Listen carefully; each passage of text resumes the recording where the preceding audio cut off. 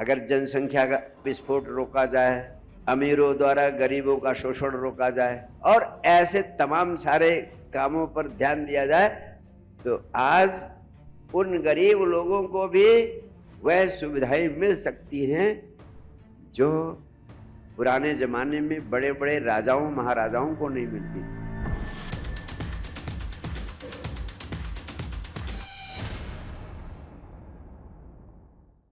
भारतवर्ष में कर्म का सिद्धांत पिछले 5 वर्षों से समझा गया है, जाना गया है, लेकिन हृदय खोलकर कहना चाहता हूं, इसकी पूरी तरह गलत व्याख्या की गई है। आज तक हमने अपने ऊपर जिम्मेदारी ना लेकर के हमने कहा कि हम पिछले जन्म के बुरे कर्मों के कारण दुख भोग रहे हैं।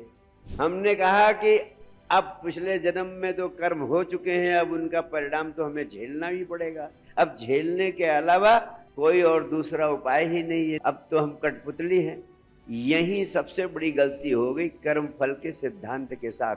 इसीलिए मैंने बड़ी गहनता से हिंदू धर्म, जैन धर्म, बुद्ध धर्म, इन सभी धर्मों में जो कर्म के फल का सिद्धांत प्रतिपादित किया गया और जो परंपरा चल गई, मैं उसके बिल्कुल सख्त खिलाफ हूं।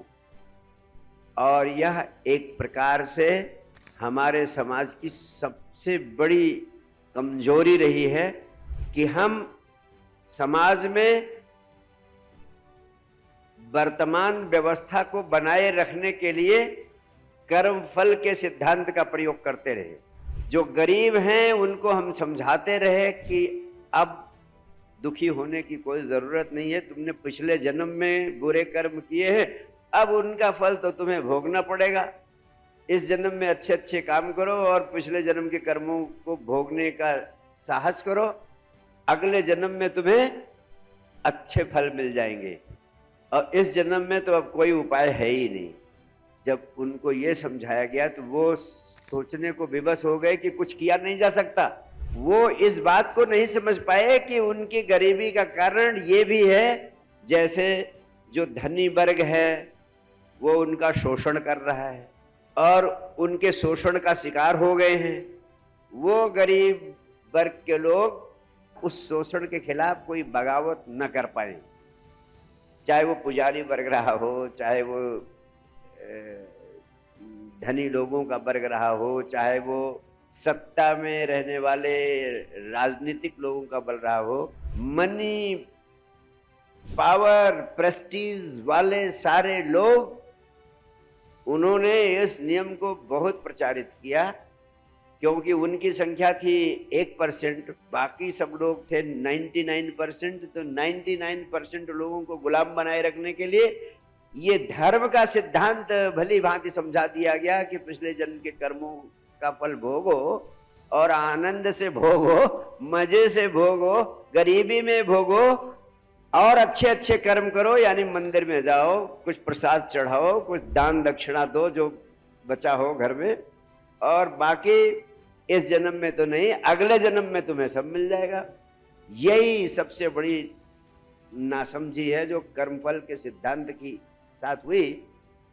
यह मनी पावर प्रेस्टीज से संपन्न लोगों ने अपने को सुरक्षित रखने के लिए, ताकि उनके खिलाफ कोई विद्रोह या बगावत बड़े पैमाने पर ना हो सके, इस नियम को 5000 साल तक पाले रखा, अभी भी चल रहा है।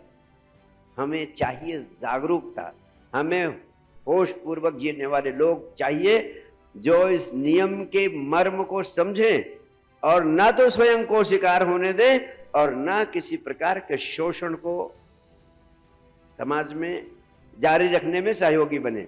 अगर जनसंख्या का विस्फोट रोका जाए, अमीरों द्वारा गरीबों का शोषण रोका जाए और ऐसे तमाम सारे कामों पर ध्यान दिया जाए, तो आज उन गरीब लोगों को भी वह सुविधाएं मिल सकती हैं जो पुराने जमाने में बड़े बड़े राजाओं महाराजाओं को नहीं मिलती थी।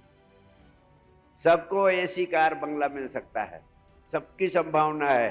तुम पिछले जन्म के कर्मों के फल के कारण दुख नहीं भोग रहे हो, अपनी नासमझी के कारण दुख भोग रहे हो, जाग जाओ, होशपूर्ण हो जाओ। और ध्यान ही एक माध्यम है जो तुम्हारे भीतर जागरण पैदा करेगा, होश पैदा करेगा, आपके विवेक को जगाएगा और आपके भीतर इंटेलिजेंस पैदा होगी, बुद्धिमत्ता पैदा होगी।